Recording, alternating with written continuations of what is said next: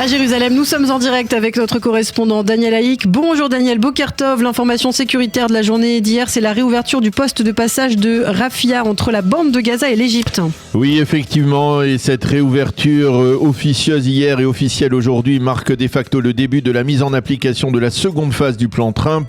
Selon les conditions posées dans le plan américain, ce sont des fonctionnaires palestiniens affiliés à l'autorité palestinienne qui contrôleront désormais le poste frontière de Rafia avec la supervision d'observateurs européens. Israël doit se contenter d'un contrôle à quelques 300 mètres du poste de frontière.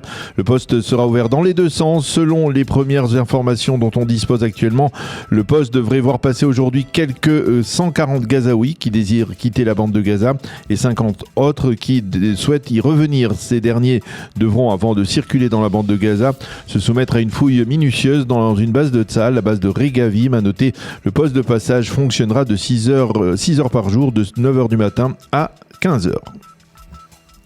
Et puis, pour l'instant, le dialogue se poursuit entre Washington et Téhéran.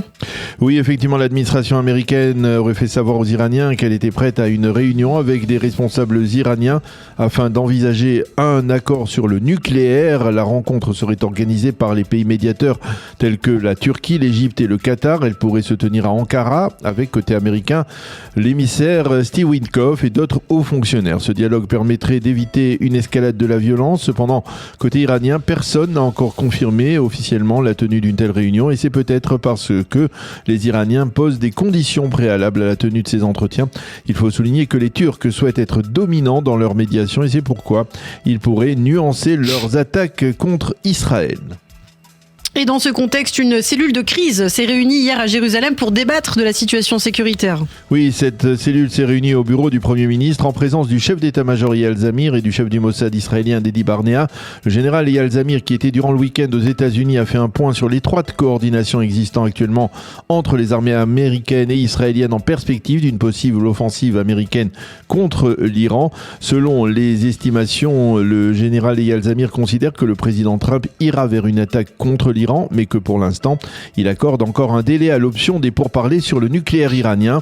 Côté israélien, on espère que les Américains attaqueront, car dans le cas contraire, eh bien, les Iraniens pourraient avoir les coups des franches pour restaurer leur programme nucléaire. Et enfin, il a également été question lors de cette réunion de crise hier du nouvel ultimatum que les Houthis ont lancé à Israël. Les Houthis ont menacé de reprendre leur combat contre Israël jusqu'à, je cite, la création d'un État palestinien avec Jérusalem comme capitale.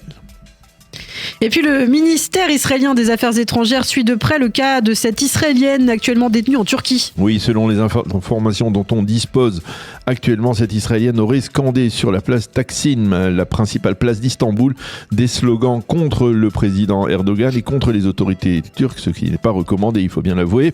Et elle aurait été arrêtée par les forces de police. Elle serait actuellement détenue depuis une dizaine de jours. Hier, le gouvernement israélien a par ailleurs tenu, Daniel, son conseil des ministres de manière exceptionnelle à Kiryat Shmona. Oui, c'était pour le gouvernement une manière d'apporter un soutien à la localité qui a été très durement touchée par la guerre, puisque seulement 60% de sa population est revenue sur place depuis l'instauration du cessez-le-feu dans le nord il y a plus d'un an. Au cours de ce conseil des ministres, le gouvernement a voté un plan de relance économique et commerciale de Kiryat Shmona, ainsi que de la localité voisine de Shlomi et de Metula. Le maire de Kiryat Shmona, Avichai Stern, a chaleureusement remercié le gouvernement pour sa démarche. Et puis enfin, pour terminer, la nouvelle sportive de la semaine et peut-être même de l'année, on en parlait, le basketteur israélien Dani Avdija, invité au All-Star de la NBA. Oui, effectivement, la nouvelle est tombée durant la nuit. Dani Avdija, la star actuelle des Portland Blazers, a reçu une invitation pour jouer dans la sélection de l'Ouest lors du match des All-Stars, les meilleurs joueurs de la NBA qui se tiendra le 15 février prochain à Los Angeles. Il s'agit là d'un exploit sans précédent pour Avdija et pour l'État d'Israël aussi, pour le sport israélien. Cette invitation confirme la saison fantastique du basketteur israélien et ce matin, le monde sportif israélien est en ébullition à la suite de cette invitation.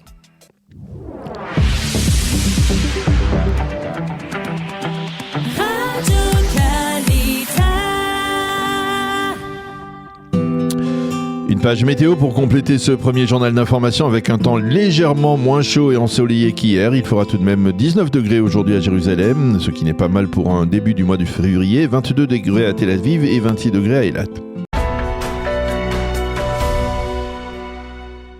Nous sommes en ligne avec le docteur Steve Ohana. Steve, bonjour, Boker Tov. Boker Tov. Alors, eh bien, voilà, on est très heureux de vous avoir sur les ondes de Radio Qualita. Je rappelle à nos auditeurs que vous êtes de formation polytechnicien, que vous êtes économiste et aujourd'hui enseignant à l'université Reichmann. Et avec vous, je voudrais que l'on revienne d'abord sur l'impact de la crise actuelle avec l'Iran, entre les Américains et l'Iran. Pas l'impact militaire, mais plutôt l'impact économique. On lisait cette information sur laquelle les Iraniens menaceraient de fermer le détroit d'Ormuz avec tout l'impact on dit économique et commercial que cela pourrait avoir.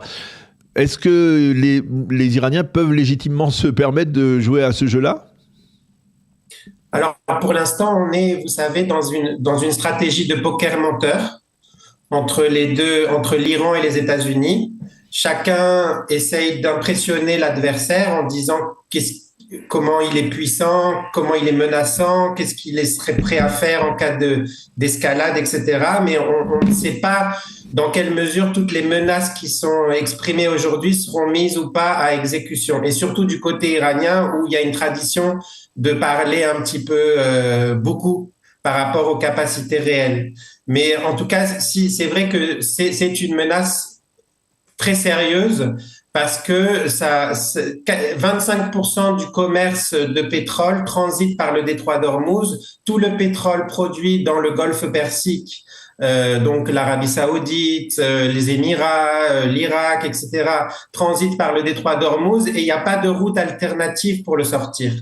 Donc le choc pour l'offre mondiale de pétrole serait vraiment très très important en cas de fermeture du détroit d'Ormuz, et le conflit avec les États-Unis clairement prendrait une toute autre dimension si l'Iran mettait cette menace précise à exécution.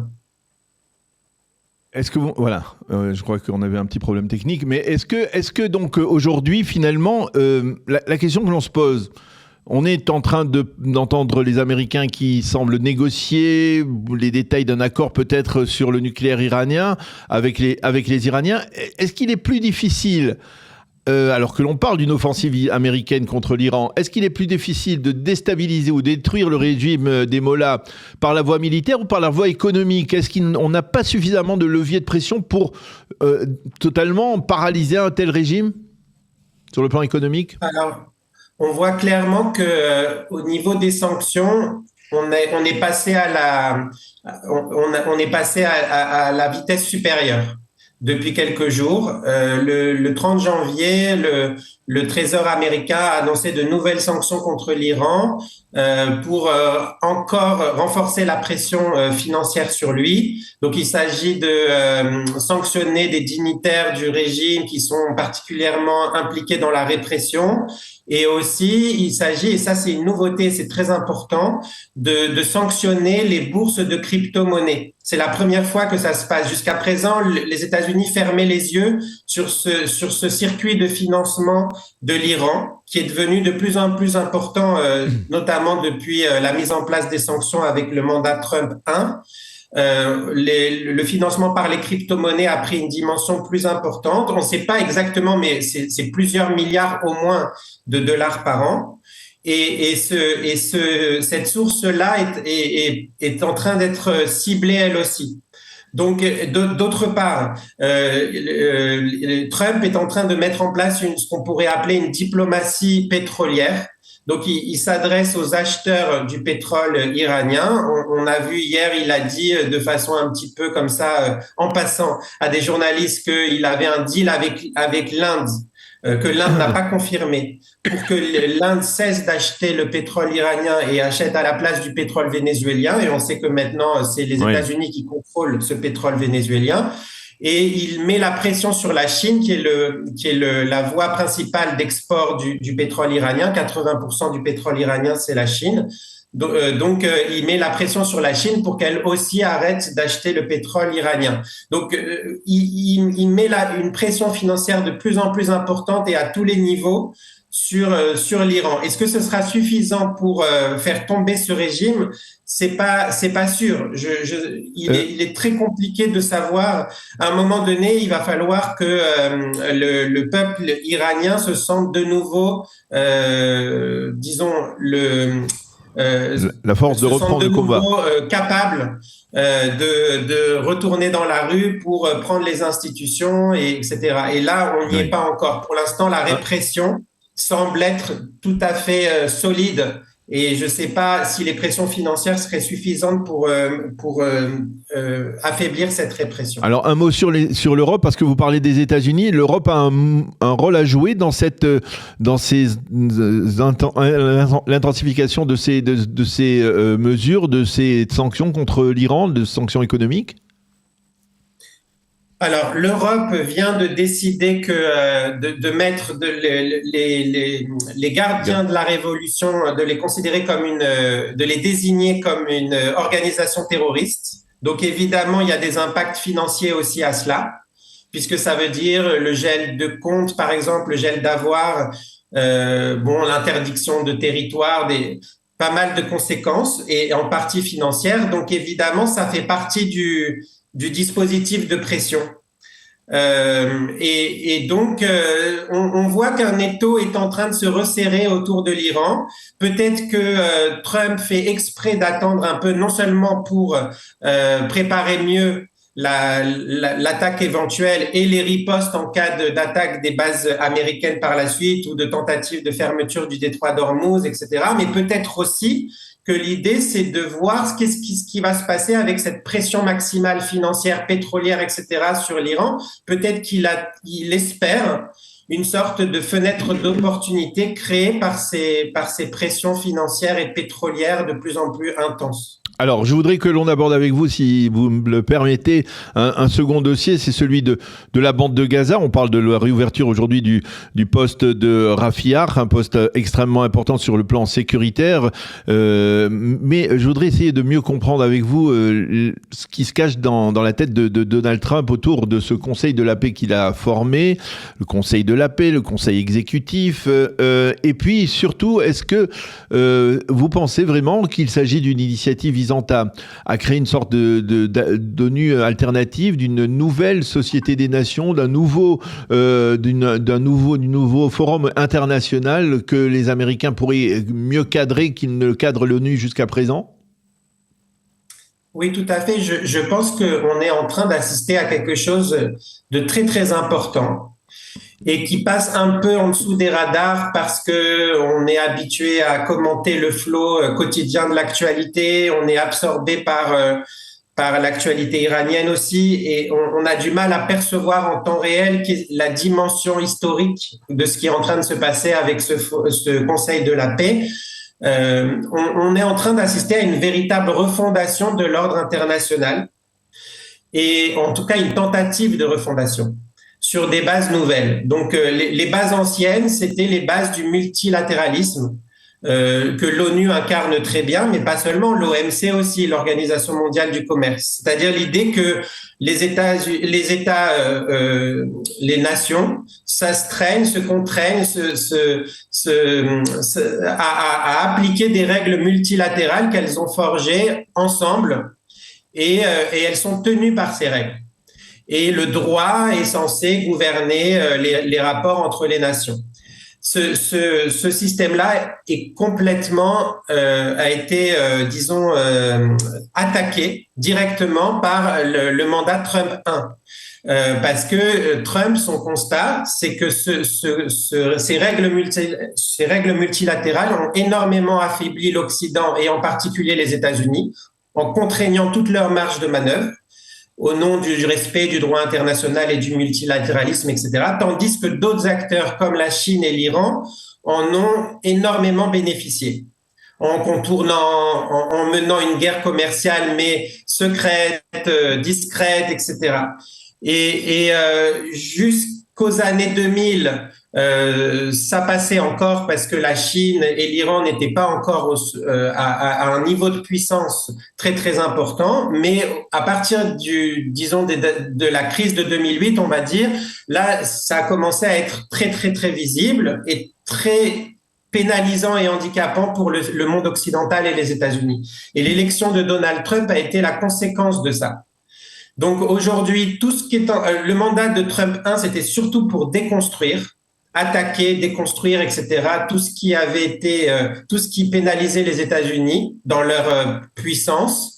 Et le mandat de Trump 2, c'est non seulement pour continuer la déconstruction, notamment on le voit avec les tarifs et qui contestent directement l'OMC, et aussi tout ce qu'il fait avec les Nations Unies. Il enlève du financement, il se retire d'organisations comme l'OMS, etc. Mais il construit cette fois quelque chose à la place. Et je pense on retiendra le Conseil de la paix comme la première grande initiative pour construire quelque chose à la place. Oui, et si on devait définir rapidement ce que c'est cette à la place, c'est quelque chose où la souveraineté des nations est au cœur. C'est-à-dire qu'il n'y a plus de règles multilatérales, de droit international, etc., qui contraindraient les nations, mais les nations signent des accords, des transactions au cas par cas, suivant leurs intérêts mutuels. Alors ça, on peut bien le comprendre, mais pour l'instant, en tout cas, on voit que ceux qui ont répondu à l'appel de Donald Trump autour de ce Conseil de la paix, ce sont essentiellement des pays qui ne sont pas particulièrement démocratiques, pays arabes, mais alors que l'on voit que les démocraties occidentales, eh bien, elles ne répondent pas pour l'instant. Alors, pourquoi ? C'est très, très important ce point, Daniel. C'est parce qu'en fait, il y a deux idéologies occidentales qui s'opposent. C'est pourquoi on voit beaucoup Trump s'attaquer à l'Occident, qui est censé être son allié, oui. Donc l'Europe occidentale, plutôt qu'à des ennemis. Il s'attaque même carrément plus rhétoriquement à l'Europe qu'à des ennemis comme le Qatar. Et on pourrait se demander pourquoi. Et pourquoi le Qatar est dans le Board of Peace, le Conseil de la paix, et pas l'Europe occidentale? En fait, c'est très profond, c'est très important de comprendre ce point. C'est parce qu'en fait, il y a deux Occidents qui s'affrontent. Il y a l'Occident qui reste attaché aux règles multilatérales d'avant, et le président Macron, le premier ministre anglais Keir Starmer et le premier ministre canadien Mark Carney en sont des incarnations. Et il y a tout un nouvel Occident qui est représenté par non seulement Trump, mais par exemple aussi le président hongrois, le premier ministre hongrois Viktor Orban, qui lui fait partie du Conseil de la paix justement. Et ce deuxième Occident, lui, est favorable à finalement une alliance des nations souveraines plutôt qu'au multilatéralisme. C'est pour ça il va y avoir un combat très, très important. Et puis d'ailleurs, aux États-Unis eux-mêmes, on voit un affrontement entre le Parti démocrate et le Parti républicain qui incarnent deux visions différentes de l'ordre international. Oui. Donc, on va avoir un combat acharné jusqu'à ce qu'une des visions, soit la vision de Trump finisse par dominer tout l'Occident, soit au contraire, la vision de Trump finisse par reculer et qu'on revienne à l'état antérieur. Votre avis là-dessus, en quelques secondes ? Mon avis est que la vision de Trump va prévaloir. Parce qu'en fait, l'ordre ancien ne fonctionne plus, y compris pour les nations européennes. Et c'est pour ça qu'on voit en Europe occidentale de nombreux partis comme le Rassemblement national, mais il y a les équivalents dans toutes les nations européennes qui sont beaucoup plus souverainistes dans leur approche et qui, elles aussi, remettent en question non seulement l'OMC, mais les institutions européennes, la Commission européenne, etc. Donc finalement, le discours de Trump résonne de façon très importante dans toutes les démocraties occidentales. Oui, bien, c'était passionnant de dialoguer avec vous, Steve Ohana. Merci beaucoup de nous avoir éclairé sur cet aspect important des choses, en particulier l'aspect donc économique de ce conflit entre les États-Unis et l'Iran, et puis également ces changements, on va dire tectoniques qui sont en train de se produire dans la diplomatie internationale, dans les relations internationales, à l'initiative donc de Donald Trump. Merci beaucoup, Steve, d'avoir été avec nous. Bonne journée, merci, à bientôt. Daniel. À bientôt.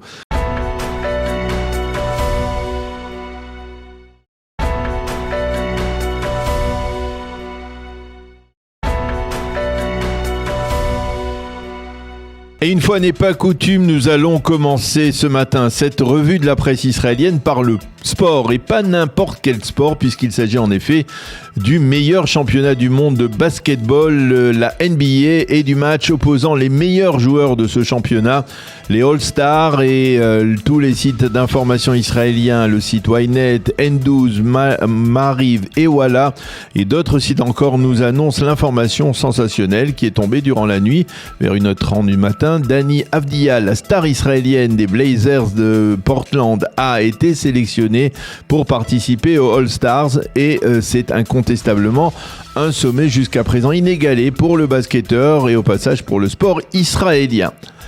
Et tous les sites d'information titrent ce matin « Une page d'histoire, Dani Avdija a été sélectionné pour les All-Stars ».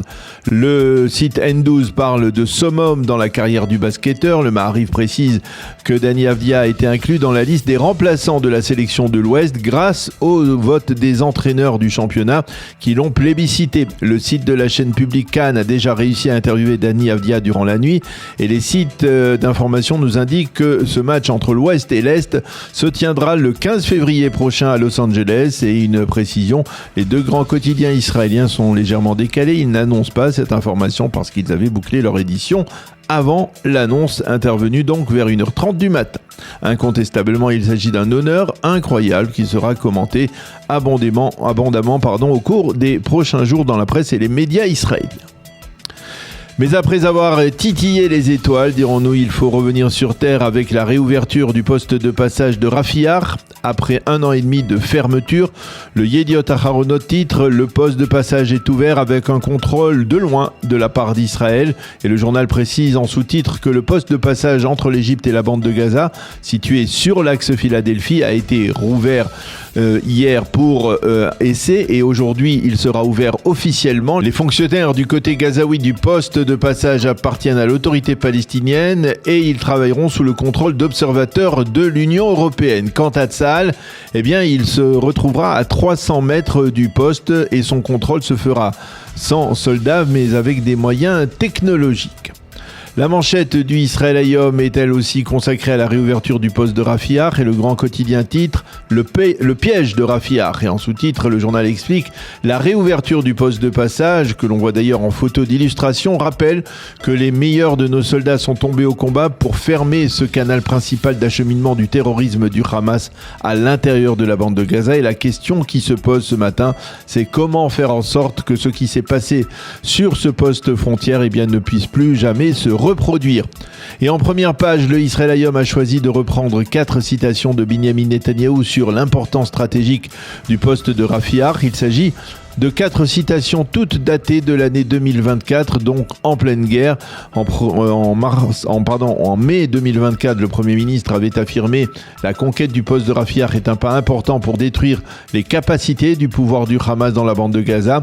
En juillet 2024, Binyamin Netanyahou avait affirmé « Notre contrôle sur le poste de Rafiar et sur l'axe Philadelphie est déterminant pour la suite des opérations ». En août 2024, il déclare « Dans tout accord, nous devrons garantir le contrôle israélien sur l'axe Philadelphie et sur le poste de Rafiar.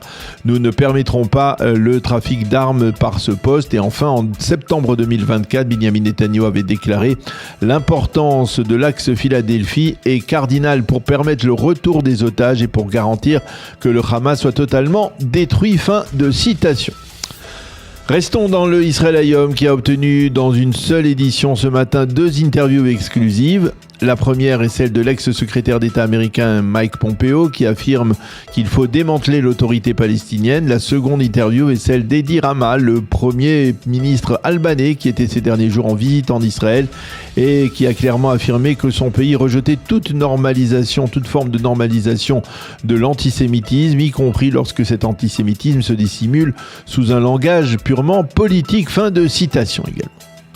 Et puis ce matin, le Yediot Aharonot consacre une double page à une menace iranienne qui pourrait paralyser le marché mondial du pétrole. Les Iraniens envisageraient de fermer le détroit d'Ormuz en cas d'attaque américaine contre leur territoire. La fermeture de ce détroit sur lequel passe plus de 20% des quantités de pétrole et de gaz à travers le monde pourrait donc entraîner une hausse dramatique des prix de ces carburants. Mais le commandement américain de la CENTCOM a été très clair. La fermeture du détroit serait considérée comme un casus belli et augmenterait la probabilité d'un conflit. Et puis la polémique autour du général Gal Hirsch et de son poste de coordinateur de l'action du gouvernement pour les familles d'otages s'amplifie. Plusieurs dizaines d'ex-otages et de membres de leur famille, 78 au total, ont d'ailleurs signé une lettre virulente dans laquelle ils accusent hier le général Hirsch d'avoir tenté de les soudoyer et de leur avoir menti en leur faisant croire à des balivernes durant la période où il y avait encore des otages dans la bande de Gaza. Parmi ces signataires, on trouve, comme il fallait s'y attendre, les plus hostiles au Premier ministre, tels qu'Enat Tsangauker et Or Lévi. Ce dernier était d'ailleurs hier sur la plupart des médias et a fustigé le général Hirsch, qui a rejeté toutes les accusations contre lui. Et ce matin, en page 2 du Yediot Aharonot, on peut trouver l'éditorial de Nahum Barnea, qui est consacré à ce qu'il appelle la coalition des transparents. Dans cette analyse, Nahum Barnea s'inquiète des projets électoraux de l'actuelle opposition. Il affirme que ces élus se font actuellement des illusions s'ils pensent pouvoir former une coalition gouvernementale sans les orthodoxes, sans les partis arabes, sans le Likoud et sans l'aile droite Smotrich Ben Gvir. Pour Barnea, la base d'une majorité de centre-gauche doit reposer sur une formation politique qui réunirait les habitants du pourtour de la bande de Gaza et de la frontière nord, les combattants de Tsahal, réservistes, les laïcs, les libéraux, les sionistes religieux, mais aussi les arabes. Effectivement, les arabes, et Nahum Barnea s'inspire de la manifestation qui s'est tenue samedi soir à Tel Aviv, une manifestation qui a rassemblé juifs et arabes, et pour lui, le fait qu'il n'y ait pas eu dans ce rassemblement contre la délinquance dans le secteur arabe israélien de drapeaux palestiniens qui aient été brandis est en soi un succès. Et le Israël Hayom a choisi de nous parler ce matin en première page de la fête de Tou Bishvat, le nouvel an des arbres qui sera fêté aujourd'hui. Et à cette occasion, le journal est allé dialoguer avec les agriculteurs israéliens du nord et du sud qui, malgré la guerre, sont restés à proximité de leurs champs et ont continué à les cultiver. L'un d'eux est Benny Shmulevitz, membre du kibbutz Alumim, le fameux kibbutz qui a été épargné par les massacres le 7 octobre, en particulier grâce à la bravoure de héros comme Ran Gvili Zichrono Livracha. Et puis les quotidiens et les sites d'information nous rappellent que cette journée de Tou Bishvat marque traditionnellement l'anniversaire de la Knesset. Et à cette occasion, le Yediot nous rappelle qu'il y a 60 ans était inauguré en grande pompe le célèbre bâtiment qui abrite aujourd'hui le Parlement israélien. Il nous présente d'ailleurs Monsieur Veil, qui était le robot qui avait fait partie de l'équipe des guides du bâtiment déjà à l'époque. Le Yediot Aharonot nous replonge toutefois dans la difficile réalité politique et juridique d'Israël en ce moment, en nous indiquant que le président de la Knesset, Amir Ohana, n'a pas invité le président de la Cour suprême, le juge Yitzhak Amit, parce que selon lui, Amit méprise le Parlement israélien. C'est la fin de cette revue de la presse et des médias israéliens.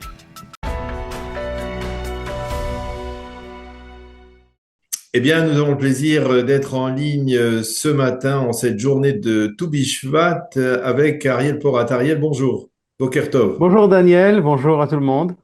Merci d'être avec nous. On peut se souhaiter Chag Sameach, puisque c'est Tou Bishvat, c'est une fête, et une fête qui vous marque en particulier, puisque vous êtes agriculteur, vous avez été agriculteur et propriétaire de terres, de serres, dans le Gush Katif, avant l'expulsion des habitants du Gush Katif il y a une vingtaine d'années, et vous êtes aujourd'hui, donc aussi, vous êtes responsable, on va dire, de la plantation de pousses, de diverses pousses. Vous allez nous expliquer de quoi exactement.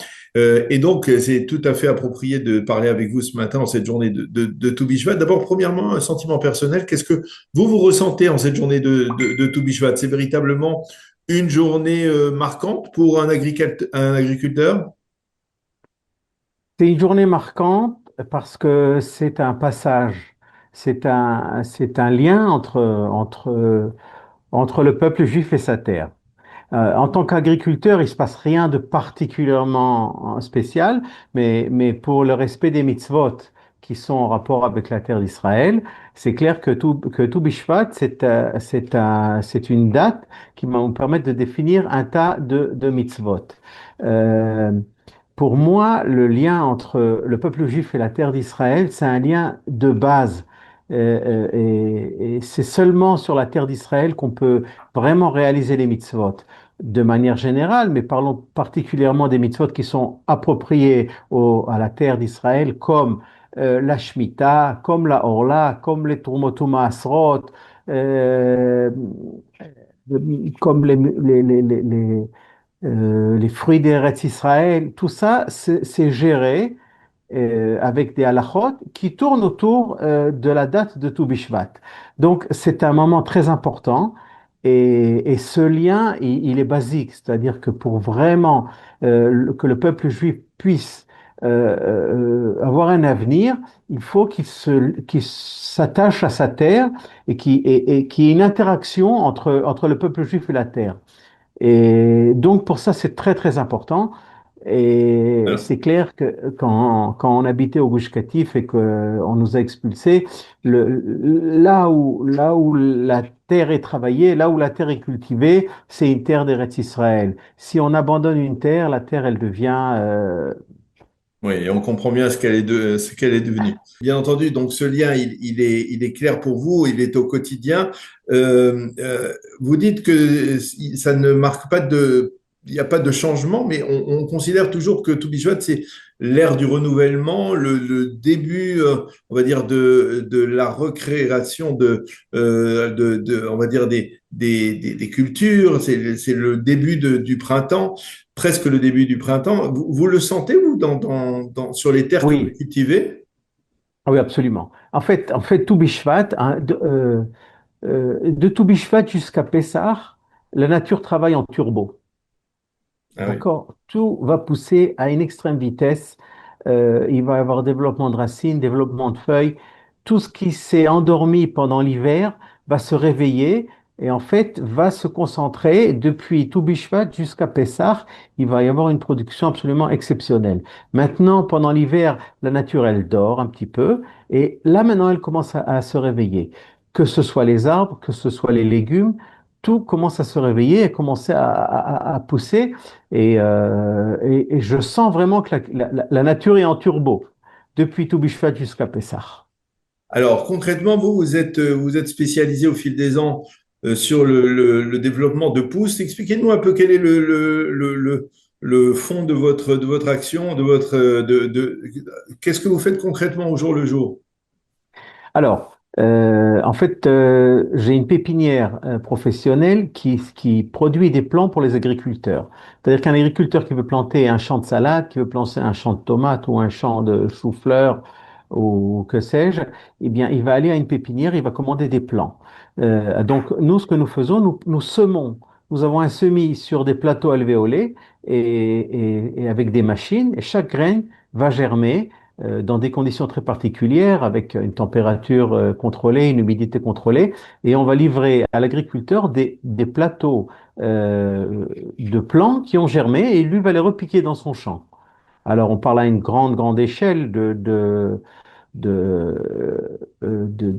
dizaines de millions de plants, si vous voulez, tous les mois, qui vont être distribués dans tout le pays. L'agriculteur va recevoir une boîte avec des plateaux, il va repiquer dans son champ, et c'est comme ça qu'il va avoir un produit fini.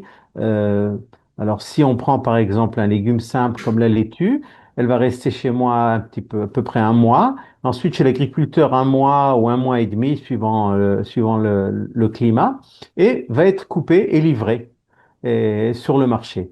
Donc nous sommes au début de la chaîne et nous livrons toutes sortes d'herbes, de légumes et même de fleurs. On a commencé aussi à faire des fleurs, on a même développé des variétés de fleurs euh, sur le marché israélien et sur le marché mondial aussi, on essaye de toucher. Alors Et justement, donc, c'est une question que je voulais vous poser. Vous exportez vers l'étranger. Il y a une demande aujourd'hui pour, on va dire, des fruits, des plantes de la terre d'Israël, en alors, dépit de la crise actuelle et de l'antisémitisme et de oui, la guerre. alors, non, il y a deux choses. Moi, personnellement, je fournis l'agriculteur, c'est l'agriculteur qui va exporter le produit fini. Maintenant, Israël était un très grand producteur de fleurs dans le monde, et puis après, il était aussi un très grand producteur d'herbes aromatiques et de tomates cerises, etc., etc. Alors, la production de l'exportation d'herbes aromatiques est en chute libre depuis déjà quelques années. Ça a commencé un petit peu avant le corona, mais avec le corona, on a eu beaucoup de problèmes de logistique. Donc, et ensuite, on a eu du mal à reprendre. Ensuite, il y a eu la guerre. Il faut aussi comprendre que les devises, le shekel est fort. Plus le shekel est fort, moins l'agriculteur va gagner d'argent.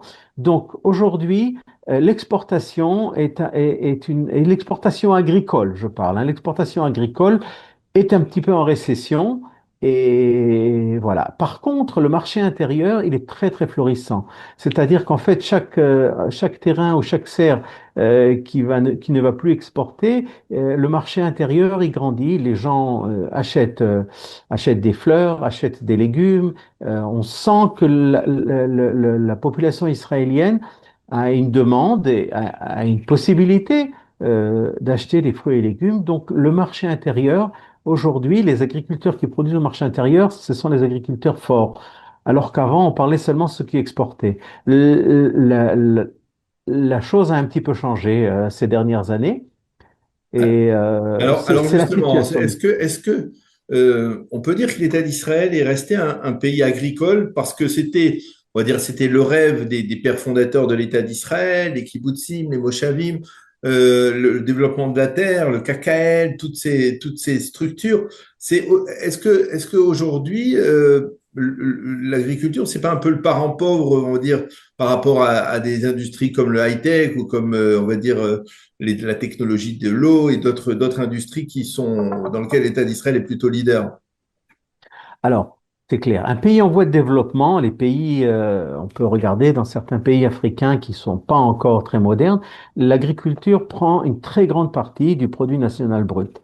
Plus le pays se développe, moins le pourcentage de l'agriculture va être bas. Et c'est vrai qu'aujourd'hui, une société high-tech qui va être vendue va amener plus de devises à l'État que toute l'agriculture israélienne. Donc, au niveau financier, l'agriculture n'est pas un produit majeur dans l'économie israélienne, mais au niveau sécurité, au niveau vie, au niveau attachement à la terre ou sécuritaire au niveau de la terre et de l'alimentation, l'agriculture est très importante. Au niveau produit national brut, au niveau économique, aujourd'hui, l'agriculture, ce sont un pourcentage minime par rapport, vous avez parlé du high-tech. Une société high-tech peut être équivalente à toute la production agricole du pays une fois qu'elle est vendue, enfin, chose Mais comme ça. Mais ça est-ce ne que veut pas par dire que c'est exemple, pas important. oui, est-ce que par exemple, il y a, on peut parler de véritables agriculteurs israéliens, juifs, qui travaillent la terre au jour le jour, ou alors c'est devenu aujourd'hui l'apanage des travailleurs étrangers, des Thaïlandais ou des Chinois ou d'autres eux, travaillent la terre d'Israël pour des agriculteurs israéliens. C'est-à-dire est-ce qu'il y a encore on va dire, ce mythe, ce prestige de l'agriculteur tel qu'on l'avait connu au début de l'État d'Israël? Alors, les agriculteurs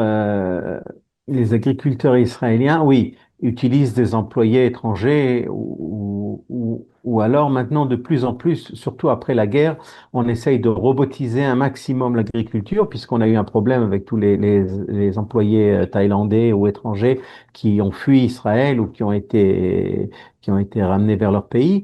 Et donc, on manquait de main-d'œuvre. Aujourd'hui, tous les employés sont revenus, mais on essaye quand même de rentrer de la robotique. C'est vrai que les travails de base, qui est un travail difficile, travailler dans les champs avec la chaleur, etc., est fait surtout par des employés étrangers qui arrivent de Thaïlande ou d'ailleurs. Euh, le fait est qu'avant, avant la guerre, il y avait pas mal d'employés qui venaient de la bande de Gaza travailler en Israël et ça, c'est complètement fini. Donc aujourd'hui, c'est surtout ou de la robotique ou des travailleurs étrangers. Il y a quand même quelques Israéliens. Alors, moi personnellement, j'essaye de rentrer une partie, étant donné que la pépinière, c'est moins difficile que de travailler en plein champ. Eh oui. Mais on essaye de mélanger, de mélanger entre des employés étrangers comme les Thaïlandais et des employés israéliens. Dans les kibbutzim où c'est aussi mélangé, le fait est qu'aujourd'hui, il y a vraiment, on ne trouvera pas vraiment l'agriculteur qui va cueillir, repiquer, Oui. etc.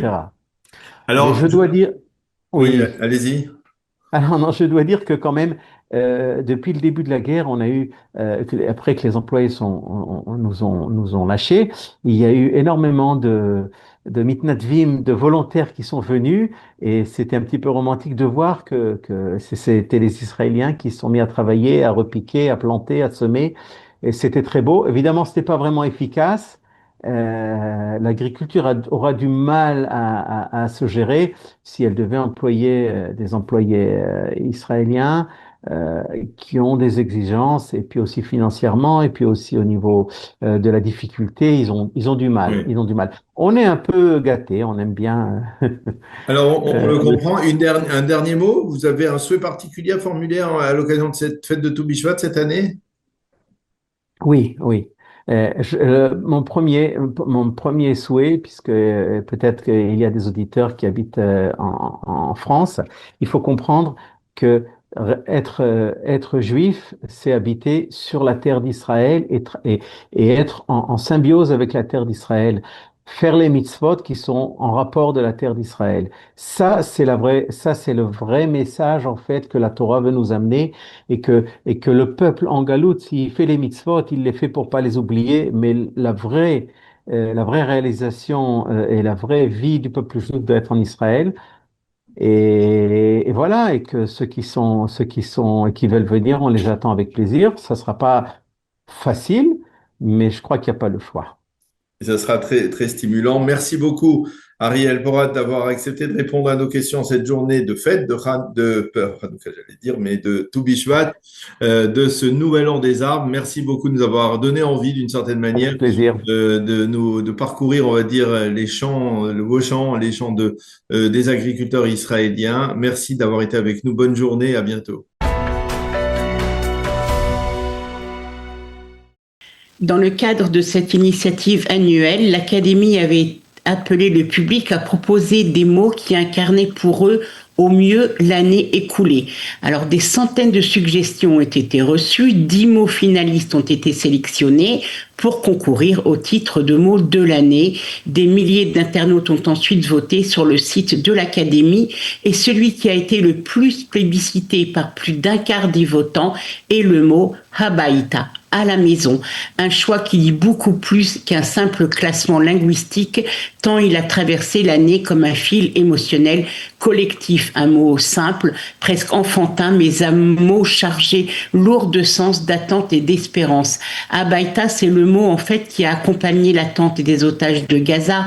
Il a porté l'espoir des familles, des proches de tout un pays suspendus à leur retour, et il résonne aujourd'hui encore avec plus de force alors que le corps du dernier otage israélien retenu à Gaza a été rapatrié. Mais Habaïta, ce n'est pas seulement l'espoir du retour des otages, c'est aussi celui du retour des habitants déplacés du sud et du nord dans leur foyer, et celui des soldats appelés et mobilisés. Alors répété dans le débat public, scandé lors des rassemblements pour la libération des otages, titre d'une chanson israélienne devenue le symbole du combat pour leur libération, Habaïta s'est imposé comme un marqueur émotionnel collectif, et ce mot est aussi remarquable linguistiquement.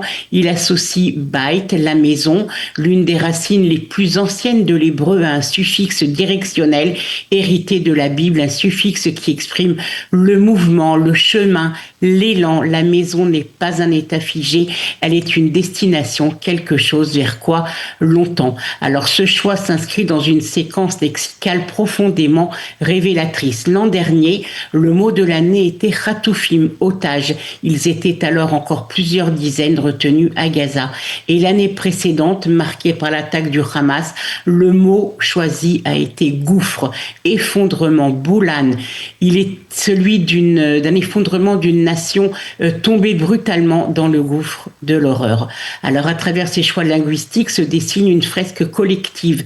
Après le gouffre puis l'attente des otages, vient enfin le mouvement vers le retour, vers la maison, car Habaïta, on l'a dit, n'est pas un état, c'est une direction, un chemin et peut-être déjà un début de guérison. En deuxième position cette année, notons intelligence artificielle, loin cependant derrière Habaïta, un classement qui dit autre chose d'Israël, la capacité d'un pays, même en guerre, même fragilisé, à vouloir continuer à œuvrer, à créer, à se projeter, à rester un acteur central sur la scène technologique mondiale. Et en troisième position, Atikva, l'espoir, l'espérance, un mot fondateur du récit sioniste et juif, celui de l'hymne national, celui qui permet, malgré les épreuves, de regarder vers l'avenir.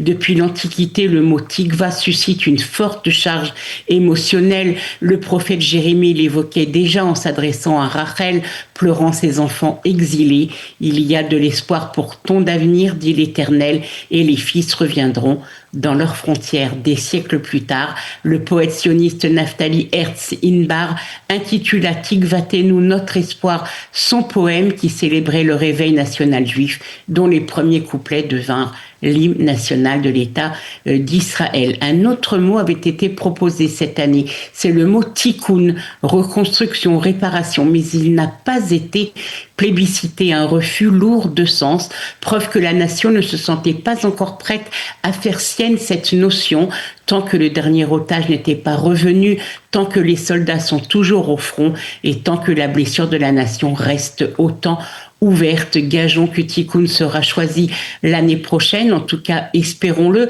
Cela voudrait dire qu'à titre collectif comme individuel, les Israéliens se sentiront prêts à se reconstruire, à œuvrer pour une résilience collective et pour la renaissance de la nation. En tout cas, année après année, les mots choisis sont plus que du vocabulaire, ils sont le reflet de l'âme d'Israël.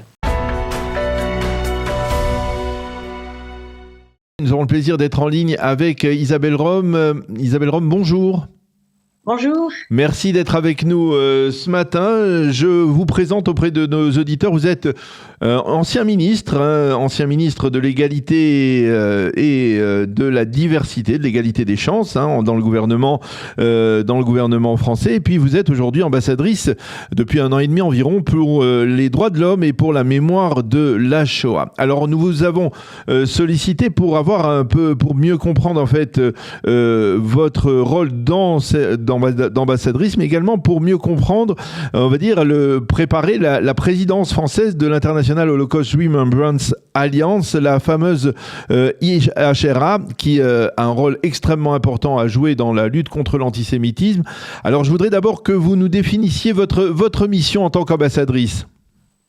En tant qu'ambassadrice pour les droits de l'homme de la France, donc je représente la France donc dans toutes les instances internationales comme à l'ONU, mais aussi dans différents pays du monde dans lesquels je me rends, donc dans le cadre de relations bilatérales, pour porter donc la vision de la France et aussi rendre compte de la manière dont la France respecte la Déclaration universelle des droits de l'homme, notamment devant le Conseil des droits de l'homme à Genève. Et dans le cadre du volet donc de ma mission qui est destinée donc à la mémoire internationale de la Shoah et de la lutte contre l'antisémitisme, eh bien évidemment il y a un aspect mémoriel, et vous voyez encore hier j'étais à Auschwitz-Birkenau, mais aussi la lutte contre l'antisémitisme au niveau international, et notamment dans le cadre de dialogues bilatéraux avec différents États, et aussi bien sûr dans le cadre donc de l'Alliance internationale pour la mémoire de l'Holocauste, puisque la France fait partie de cette alliance comme 35 États, et je suis donc la chef de la délégation française pour l'Alliance internationale pour la mémoire de l'Holocauste. Alors justement, cette IHRA, elle a eu un rôle déterminant à jouer, puisqu'il y a quelques années, elle avait redéfini, on va dire, les limites, le cadre de l'antisémitisme. Elle avait associé l'antisionisme comme une forme d'antisémitisme. La question que l'on se pose aujourd'hui, après 2 ans de guerre en Israël, dans la bande de Gaza, comment expliquer finalement que on se retrouve dans une situation aujourd'hui, l'État d'Israël est dénigré dans le monde, et on fait aujourd'hui même pas une distinction véritablement entre l'antisionisme et l'antisémitisme. L'antisémitisme semble être légitimé à travers le monde, dans le monde occidental en particulier. Alors moi je pense qu'il est très important de bien rappeler, alors vous peut-être rappelez effectivement que une définition de l'antisémitisme a été donc donnée par l'IHRA et adoptée par la France, c'est-à-dire par les deux chambres, par l'Assemblée nationale et par le Sénat. Et donc, nous pouvons considérer que c'est la définition adoptée par la République française. Donc, cette définition, bien sûr, elle vise tous les actes, tous les propos dénigrants, rabaissants, donc les Juifs, mais aussi leur communauté, et aussi donc le fait de remettre en cause l'État d'Israël, c'est-à-dire que on peut critiquer la politique d'un gouvernement, ça c'est tout à fait démocratique, mais on ne peut pas remettre en cause l'existence même de l'État d'Israël. Ça, selon cette définition de l'IHRA, c'est antisémite. Et donc, c'est pourquoi il faut être aujourd'hui extrêmement vigilant et ne pas accepter que l'appel, par exemple, à la destruction de l'État d'Israël.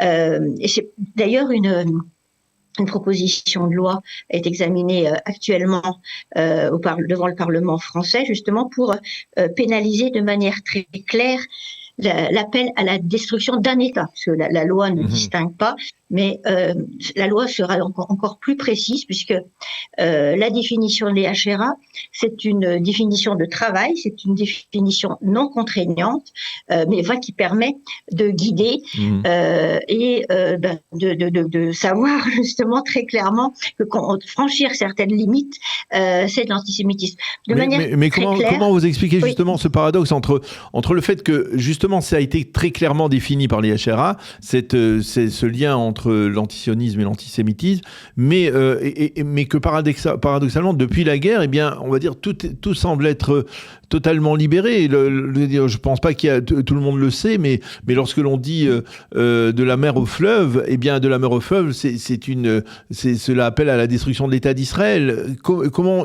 on fait pour sanctionner des gens qui, dans des manifestations, scandent ce genre de slogan? Alors déjà, je pense que je voudrais rappeler, parce que c'est important pour tous nos concitoyens et tout ça, c'est que l'antisémitisme, c'est inadmissible, c'est un délit. C'est un délit. Par exemple, toute dégradation, toute violence, tout propos va être injurieux, toute dégradation d'un bien public ou pas public d'ailleurs va être plus sévèrement sanctionnée, justement quand il a une visée antisémite ou raciste. Donc ça c'est extrêmement important. Mais je pense qu'il est important de bien rappeler que l'antisémitisme est inadmissible, mais surtout qu'on doit lutter contre l'antisémitisme de manière inconditionnelle. C'est-à-dire c'est en tant que tel un délit et surtout interdit. Et je pense que ça c'est important parce qu'on peut parfois apprécier de telle ou telle manière la politique menée par le gouvernement d'Israël, mais je reviens parce que c'est très important, l'État d'Israël, il doit être préservé en tant que tel, comme étant aussi l'État de la communauté juive. Et c'est en cela que c'est important de ne pas le laisser remettre en cause et surtout ne pas laisser appeler à sa destruction. Donc, c'est vrai que nous aurions pu penser et c'est peut-être,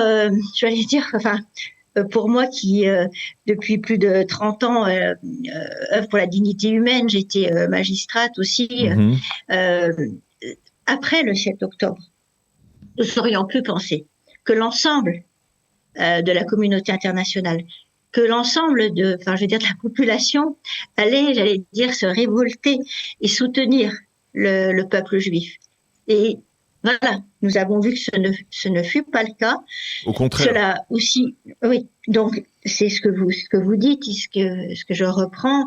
Et donc, ce qui est important, c'est d'être extrêmement clair, extrêmement vigilant, ne pas laisser passer. Et c'est pourquoi je pense que une loi aussi très claire qui permettra de bien cadrer et de bien montrer en quoi justement l'attaque de l'État d'Israël en tant que tel, comme État du peuple juif, c'est de l'antisémitisme et donc pourra être très précisément poursuivi et condamné pénalement, ça me paraît être une étape importante.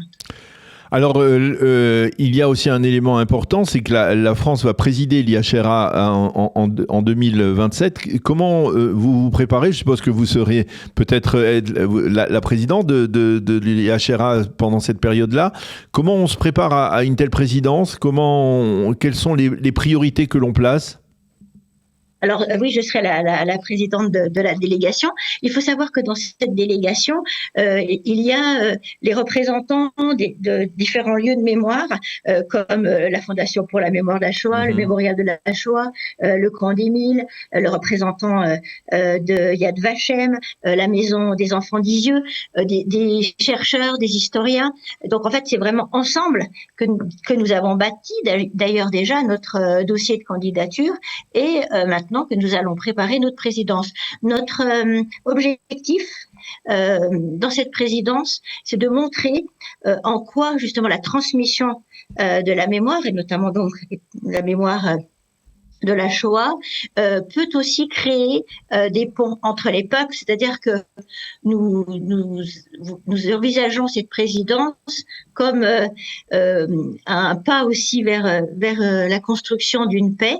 C'est dans cet esprit que nous voyons notre présidence. Et puis aussi, nous aurons un projet spécifique de présidence et ce projet, nous le destinerons à la jeunesse, c'est-à-dire que nous solliciterons des établissements scolaires, des structures, par exemple comme la Maison des Enfants d'Isieux, mais d'autres structures, pour demander à des jeunes de nous proposer une production sur quelques supports que ce soit. Ça peut être un écrit, une vidéo, une photo, un podcast sur ce sujet, sur la mémoire de la Shoah. Et ensuite, donc, nous les mettrons en valeur. Et l'idée est de transmettre cette production de nos jeunes à la présidence qui suivra celle de la France pour constituer en fait, en quelque sorte, au fil des années, au fil des présidences, j'allais dire une œuvre de la jeunesse pour cette transmission de mémoire. Il y a donc une volonté éducative et didactique de la part de l'IHRA de transmettre, on va dire, de génération en génération cette. Oui, c'est d'ailleurs un des objectifs majeurs de l'IHRA, puisque,